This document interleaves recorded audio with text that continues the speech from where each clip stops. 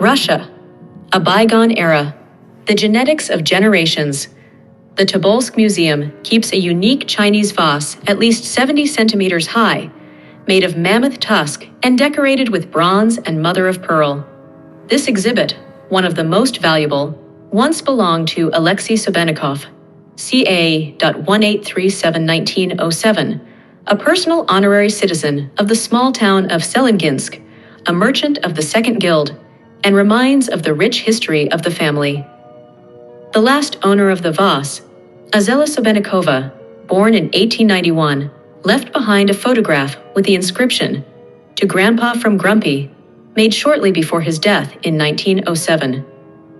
The vase was presented to Sobennikov by the traveler Pyotr Semyonov Tian Shan in gratitude for his material support and accommodation during his expedition to the Tian Shan, 1856 to 1857, when Sobennikov was about 20 years old. As follows from the memoirs of the traveler himself, no money was given to him for the planned expedition. I asked from the Society, Geographical Society author, only recommendations and a small subsidy of 1,000 rubles for the purchase of tools and, in general, equipment for the expedition, assuming all the costs of his journey. As it turned out, the 20-year-old Alexei and the young scientist Semenov, who had not yet received the title of Tian Shan by that time, had much in common. Semyonov was attracted by Siberia, and Alexei was a native Siberian, going back generations. Peter Semyonov's special attitude to exiled political prisoners was so obvious that even the St. Petersburg police could put him in this category. Alexei Sobennikov, who spent his entire childhood among the exiles, understood Pyotr Semyonov without words. Sobennikov's own ancestors had been exiled to Siberia for smuggling during the era of Peter the Great, and his family was closely connected to the history of the exiled Decembrists, the Bestuzhev brothers, upon their release from the Nershinsk mines. The Sobennikovs made their first capital by engaging in the carriage business. When the famous Russian traveler Pyotr Kropotkin visited Selenginsk in 1862, he wrote, "It is worth entering the house of a rich owner to guess the reason for this prosperity. Inevitably, in the yard, you will see a huge number of carts. Their number reveals the predominant occupation of the inhabitants. Wagoning is developed here on a huge scale. They go to Chita, taking tens of thousands of poods of bread for the Amur rafting. They go to Kyakhta and carry all the teas from Kyakhta. Their wives are in dapper outfits, in German dress, and on holidays in magnificent blue or crimson fur coats of Russian cut. The teas to the center of Russia were delivered in the shortest possible time. The coachmen were changed day and night. The horses were driven at a trot. There were no stops or rests, regardless of the weather." In the middle of the 19th century, when the tea trade was flourishing, the Sobennikov family moved from Selenginsk to Troitsk-Kosovsk, a town on the border with China, near the trading settlement of Kyakhta. Their two-story wooden house with outbuildings was located at the beginning of the town and occupied the alley between Bolshaya and Tomashinaya streets. On the city plan of 1893, it is marked as number 10 in the alley Sobennikovsky. Here, according to the 1865 confessionals, 60-year-old Agrippina Sobennikova lived with her younger son Alexei, daughter-in-law and grandchildren, among whom was the author's future grandfather, Vasily. The day started early, before dawn. They drank tea by candlelight and prepared for the day ahead. The daughter-in-law Elizaveta Kondakov, by 1840, daughter of the local acolyte of the Trinity Cathedral, Alexander Kondakov, born 1816. Her maiden name is derived from the word kondak, that is short church song, and indicates that many of her relatives connected their lives to the service of the Church Christ. It was often given to the children of deacons and acolytes, low church servants who sang kondakas in churches. In old photographs of the early 20th century, Elizaveta Sobennikova, 1840 to 1918, an honorable citizen, is wrapped in a shawl in the same manner as was customary among the old believers of Central Russia, indicating the deep roots of her ancestors in this tradition. At the same time, Foreign non-Slavic genes are also present in her features, indicating the mixing of blood on the Siberian land with the local population. According to Elizaveta's granddaughter, Azela Sobenikova, her grandmother had the appearance of a typical former Russian beauty. She was distinguished by her snow-white skin, a bright blush all over her cheeks, and beautiful blonde hair. At the same time, she had an eagle-shaped nose, which was inherited by almost all of her grandchildren in the line of her son Vasily.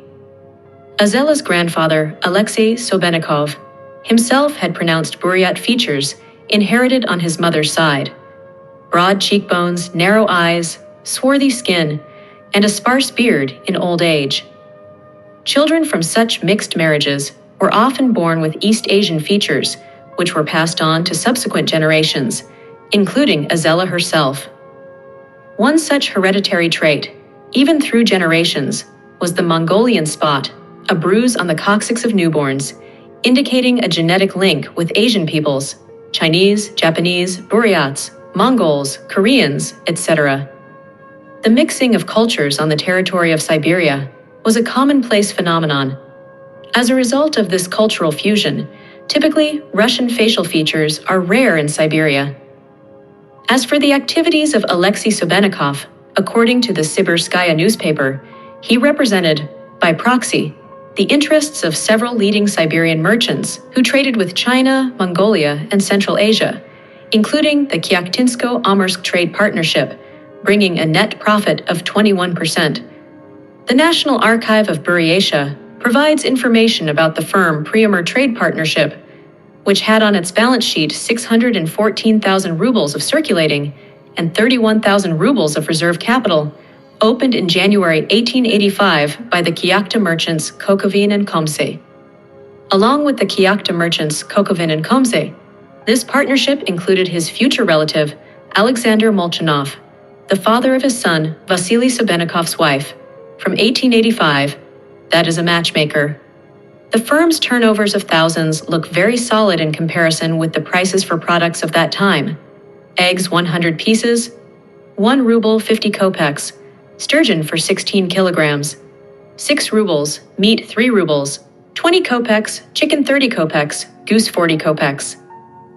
With a team of his employees, Sobenikov handled the accounting affairs of one of the wealthiest Kyakhta merchants of the First Guild, Alexei Lushnikov, godfather of his son Vasily, my grandfather. His son Peter, Vasily's brother, would grow up and marry Antonina, Lushnikov's daughter. Mikhail Bestuzhev, who visited these places while his relatives lived there, noted, "Many former residents of Selenginsk, having settled in Kyakhta and Troitskosovsk, represented by this time quite different people in their cultural level. They subscribed to books and magazines, thanks to which almost every merchant had an excellent library, and education became the norm." Of course, this was the merit of the Decembrists themselves. Coming from good Russian families, having received an excellent education and upbringing, possessing many talents, they exerted a great influence on the surrounding people, deprived of all this. The Bestuzhevs were not only deeply respected, they were treated reverently. They were drawn to them, learned from them, and took an example from them. After the brothers' deaths, grateful people erected monuments to them, and also preserved a wooden house in Selenginsk, which, according to Bestuzhev, did not even have the appearance of a decent village, and in which Nikolai Bestuzhev is said to have lived in the early KH 1st century. Many unknown Decembrists are laid to rest on Buryat land. In old abandoned cemeteries, one meets stones with the names of long-forgotten people. Temples played an important role in the Sobenikov family. Alexei Sobenikov's father-in-law, Alexander Kondakov, served in the huge Trinity Cathedral with the miracle-working icon of the Handmaid of Sinners, and Alexei's children, and later his grandchildren, were baptized in the Pokrovsky Cathedral, next door to the men's gymnasium on Bolshaya Street. In 1904, he himself had to decline the offered position of church warden, citing age and health. This position testified to a man's wealth, his reputation, and the status of his entire family, given the paramount importance of the church's role in society. But 20 years earlier, in 1881, According to the choice of the parishioners of Trinity Cathedral, he had been confirmed as churchwarden by its high priesthood. At the Pokrovsky Cathedral, there was a small cemetery where his relatives, 2 infants named Matvey and himself, apparently found their final resting place. Nowadays, this place is an abandoned plot of land, which has lost the memory of the people who passed on a piece of their soul to their descendants. But about the strength of the family spirit of the past times, the preserved postcards of the early 20th century, signed or containing information about the Sobenikovs' family ties and their children, who by that time had already grown up: Vasily B.1861, Peter B.1860, Vadim B.1870, Ekaterina Elizaveta, 1865 to 1942, Anastasia BB.1865, and Apollinaria Tell. In a postcard sent by Anastasia Sobenikova in the summer of 1904 from Kiev, where they rented an apartment, to Alushta, Crimea, addressed to Miss Brown, the tutor of her 6-year-old nephew, or Sobenikov, the son of my future father's brother, Vasily. The lines are full of care and affection. My dear Orik, what is your leg? The sisters have missed you. It's nice in the city. There is a long, wide corridor where it will be good to run and jump our dear naughty Orik. I wish you a happy and healthy trip home. A big kiss, your Aunt Nastia. 5 versts from Troitskosovsk began the trading sloboda of Kyakhta, which surpassed many Siberian towns in its wealth and was called by Mikhail Bestuzhev Zabalui Gorodok. In May 1861, he described his impressions to his sister. On both sides of the street were arranged wooden sidewalks, bordered by a number of tumbas and lampposts. Crowds of walkers, caused by the quiet coolness of the evening, stretched along the sidewalks in a long line. Cheerful, tidy houses were quickly glimpsed. There was dancing in the public garden. Merchant families that were related to the Sobenikovs lived here. Especially close kinship relations were formed with the Molchanov and Lushnikov families, which maintained strong ties for several generations. From the beginning of the KH century, 2 lines of Molchanovs, hereditary Old Believers, settled in Kyakhta. It is unclear whether they were related before their marriages to the Nefedyev sisters. Nikolai Molchanov with Alevtina Nefedyeva and Alexander Molchanov with Agnia Nefedyeva, B.1845-1898. The bride's dowry necessarily included 925 silverware with the monogram of the new mistress, which, according to ancestors' beliefs, promised health and prosperity to the family. The healing properties of silver were known from ancient times. Old Russian legends say that gold and silver symbolized rain, rejuvenating the earth. This gave rise to the tradition of bathing during a thunderstorm, symbolically washing in silver. In the Molchanov families, silver utensils and ladles were only part of a rich collection of silver utensils. Their tables were decorated with cup holders, with elegant engravings and personal names, numerous forks and spoons with twisted handles and gilding, as well as salt cellars of various shapes and elegant sugar bowls. All these items, numbering in dozens, not only served as table decorations, but were passed down from generation to generation as a valuable family heritage. The same was done with jewelry. Unfortunately, with each successive generation, the number of family items decreased due to various circumstances. One of the editions of the Oberkev Museum in Kyakhta presented a drawing of the trading settlement of Kyakhta at the end of the 18th century, showing the town in its heyday when it still retained the gloss of European cities. The plan shows streets with commercial houses, a cathedral built in 1838 by Italian masters, a parlor, a fire station, a pharmacy, a club, and a public garden. The names of merchant families and the numbers of their houses are also given. The family of Alexander Molchanov, whose children included my grandmother Alexandra, also included his parents, Father Averki, Mother Daria, occupied a plot with a house and numerous buildings in the form of barns and stables, and others at number 54 on the western slope of the mountain, which are clearly visible on old photographs of the Sloboda. In the summer of 1864, during their honeymoon in St. Petersburg, a post-wedding photograph was taken of Alexander and Agnia Molchanov. In the capital, they did not stay in hotels. The hospitable homes of acquaintances and friends awaited them.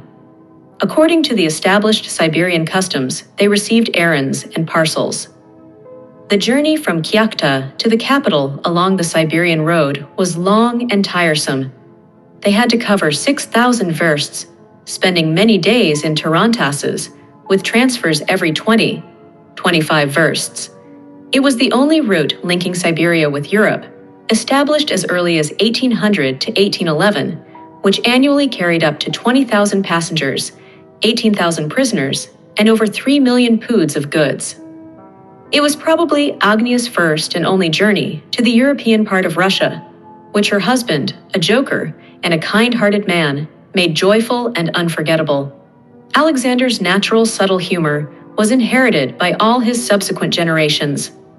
The couple traveled through many towns and villages on their way, stopping not only in government post offices, but also in the homes of wealthy peasants, who were surprised by the spaciousness and generosity of their tables.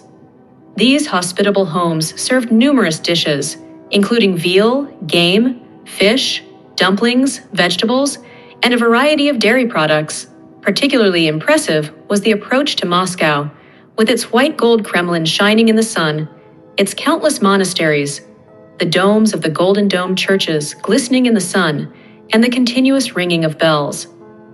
Agnia, who had not seen much in her life, was stunned by the luxury of St. Petersburg's palaces, decorated with gold and stucco, by the scale of the capital, by the bustle of city life. Already in the next year after the wedding, in 1865, in the family, Molchanov bore the firstborn son, Claudius, whose life, unfortunately, was cut short in early childhood. He was followed by other children, son Nikon, daughter Alexandra, the author's future grandmother, daughter Klavdaya, and younger sons Mikhail, Fyodor, and Innokenty. The family chronicle of the Molchanovs preserves not only the stories of their lives, but also their business cards, including Agnia's.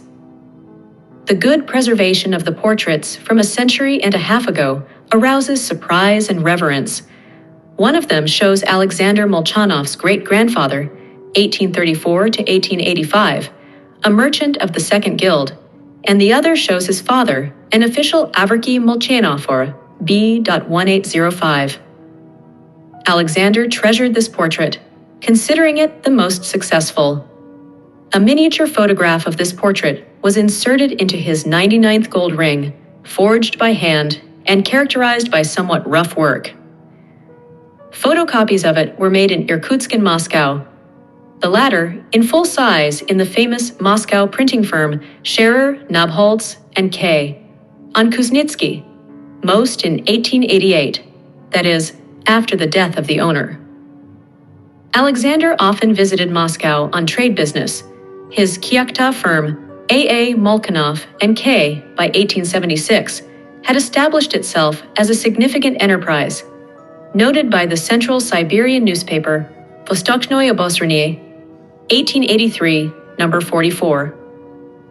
On Kuznetsky, most his attention could be attracted by the store Japan, located in the buildings of the Tverskoy Podvorye, and selling Oriental goods. The partnership trading house Molchanov, Kokovin and K. Degree, of which Alexander was a part, just specialized in the trade in tea and Japanese colonial goods. It also had a representative in Mongolia who purchased camel's hair for resale in Europe. In the Molchanov's house, an old custom was observed. Before a long journey, to see off the host with bread and salt on a carved wooden dish symbolizing hospitality and prosperity, which was placed under icons until the return of the host. This dish has now been given to a museum in Tyumen. The tragedy occurred at the end of 1885, when Alexander, hunting ducks in the late cold fall, fell into an ice hole. Having reached home with difficulty, he was not sick for 2 days. The widow Agnia Molchanova was left with small children, Innocent, 2 years old, Fyodor, about 6 years old, and Michael, 8 years old. The eldest son, 18-year-old Nikon, took on the role of father to his younger brothers. A brother-in-law, Nikolai Molchanov, married to his sister, Agnia, formalized the guardianship of their family and the capital, which was later divided evenly among the growing children. 16-year-old daughter Alexandra, my future grandmother, was given in marriage to 23-year-old Vasily Sobennikov. The wedding took place on December 25th, estimated 1885. Under the glass of the wedding icon were kept their 2 wedding candles and flowers, made of wax fleur-de-lis. Despite Alexander Molchanov's early death at the age of 51, his active public life has been remembered in the history of the Transbaikal region. According to the address calendar of 1871, he held a key position in the Kyakhta town hall. As an assessor, his work was also related to the judicial sphere. He supported education and culture by being a member of the Board of Trustees of the Women's Pro-Gymnasium for 2 3-year periods, 1863 to 1869. He participated in the local Geographical Society, supporting the scientific initiatives of the region. According to his descendants, Alexander was a godmaker, that is, he painted icons and the kept black woven sash for his cassock, characteristic for the clothes of church servants, as worn by laymen serving in the altar, could indicate his, perhaps, not only personal, but also family connection with church service. At home, they used a Bible of the rare Vienna edition of 1876, the first complete Russian canonical Bible, translated from the Hebrew rather than from the Greek, which gave it special value as a more faithful translation. The family also wore ancient Byzantine crosses. Men's were 4-pointed, women's were rounded. They continued to keep numerous Old Believers books. And the firm, having lost one of its companions, was renamed Kokovan-Basov. In the distant past, the homeland of the Molchanovs' ancestors, Syrians by origin, could be the Russian North. The sagas mention a rich, powerful Byarmian state, which existed even before RC, with princes in the peoples of Sumy, Lopere, Perm, and Ugra.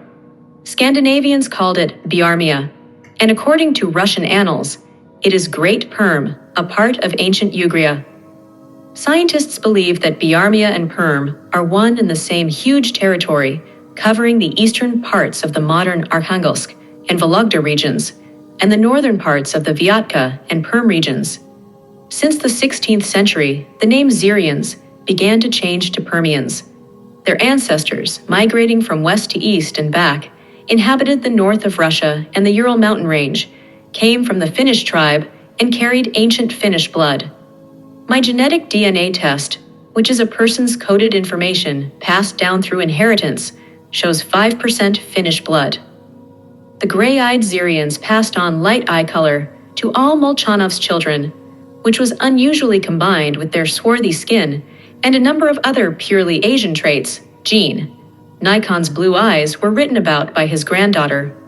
An artifact carefully kept for several centuries, a 70 centimeters long wooden scoop spoon with primitive drawings in the form of slashes, is a valuable evidence of ancient culture. The patterns on the handle of the scoop resemble the ornamentation of the Ural Shurga idol, dating back 12,000 years, which is also decorated with oblique cuts in different directions. These marks raise the question for scholars as to whether they are ancient writings or simply decorative patterns, remaining a subject of scientific debate and research. The preserved items from the Molchanovs' house, ancient relics, wickerwork, a silver salt cellar with a forest motif in the form of a casket, and a salt spoon in the form of a knot, speak of antiquity, traditions, special culture, and the family's connection with the past. For many centuries of the Zoroians living surrounded by dense forests, where the forest king Leshy could lead deep into the forest and confuse the paths, the mention of him has entered the domestic lexicon. Not maliciously, half-jokingly, it was he who was remembered at home whenever something went wrong. In the Molchanovs' house, no swear words were used, which I can confirm, knowing the grandchildren of the family personally, unlike the Slavs, who often remember Chert. The baptism of the Syrians in the 15th century did not change their spiritual beliefs that everyone living on Earth has a shadow ORT, which accompanies him from the moment of birth until death. It is an integral part of man, belonging to the subtle world.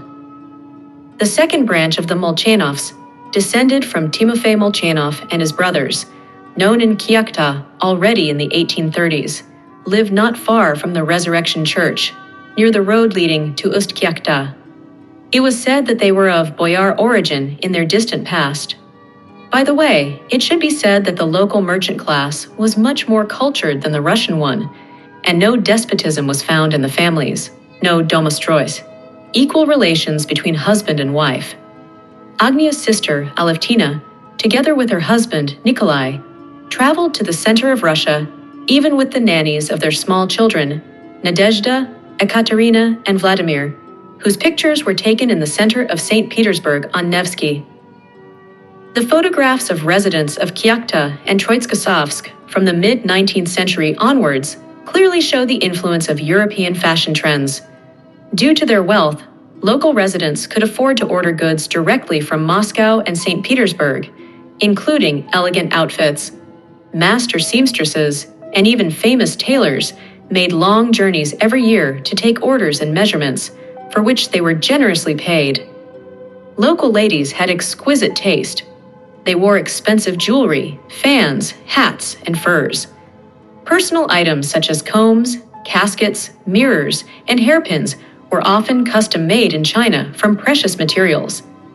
For transportation of clothes, shoes, and hats, special tiered chests were used, which ensured their safety. The wooden, rarely stone houses of the Kyakhta merchants were decorated with expensive Chinese vases, paintings, and books, good dishes, and furniture.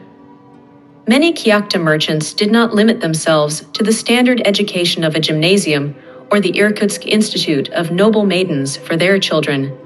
Special importance was attached to home education, which enriched and supplemented academic disciplines with the study of foreign languages, music, etiquette and manners, dancing, and also contributed to the development of reading skills and cultural outlook. Speaking of the importance of education, it is worth saying that knowledge and reading transform the inner world of a person, which is reflected even in photographs, where it is difficult to meet non-intelligent faces. Often, help came from the wives of exiled aristocrats and political exiles, the color of highly educated and thinking people. I had 4 pupils, 15 years old, 14, 14, and 13, recalled one such lady. Thanks to God, I put them on such a footing that I would not blush for them anywhere. All who have not seen will not marvel at their good manners, modest treatment. To this are dexterous, amiable, and most importantly, with a good heart and noble feelings. They dance well, draw, speak French and Russian, handmaidens, accustomed to always be busy. The rest depends now on the parents, who must be very observant to preserve in them good rules, kindness, and everything to which a maiden should be accustomed, to be happy later, and make happy those with whom the century must live. Such was the moral code for 19th century ladies. To continue their education, many talented young people from Kyakhta Troitskosovsk went abroad or to the capital of the Russian Empire. Apollinaria Sobenikova studied in St. Petersburg, and her brother Vadim, who mastered English on his own, went to Michigan, USA, where he received a Bachelor of Science degree in 1898. Innokenty Molchanov, the future professor and doctor of geological and mineralogical sciences, began his education at the University of Leipzig-Freiburg Academy, and then continued his studies at the Tomsk Institute of Technology in the mining department. Their ancestors, grandfathers, and parents invested heavily in the development of their region, being benefactors of educational institutions, temples, and roads, including the Kyakhta Highway. Pages of the Transpikal diocesan bulletins testify to their generous contributions to the construction of local churches and the replenishment of church utensils. After Agnia Molchanova's death in 1900, according to her will, her son Mikhail donated impressive sums to the Resurrection Church and the Dormition Church. Assumption Cemetery Church, located between Troitskosovskoye and Kyakhta, was earmarked 9,000 rubles, of which 3,000 rubles went for the needs of the church and 6,000 for the needs of the parish. Near this church once stood an old wooden temple, the time of which has passed. Some of the old icons dating back to the time before Nikon's reforms were carefully collected by a local half-Buryat priest, Father Nikolai. The name of the church speaks for itself. The people in question are buried on its territory. Their descendants left their native places and traveled in different directions. With the advent of Soviet power in Transbaikalia, local churches did not escape destruction. In Troitsk-Kosovsky, the Intercession Church was destroyed, and the main Trinity Cathedral, where 150 years ago the author's great-great-grandfather Alexei Sobennikov served as headman, and one of the ministers was the great-great-grandfather Alexander Kondakov, now stands destroyed. In Kyakhta, the hard-restored Resurrection Church, which was unrivaled in Siberia for its wealth, has lost its unique crystal columns of the iconostasis made of polished crystal, ordered by the ancestors of the mentioned merchants in Moscow and delivered across Siberia. The famous paintings by Bestuzhev were also lost.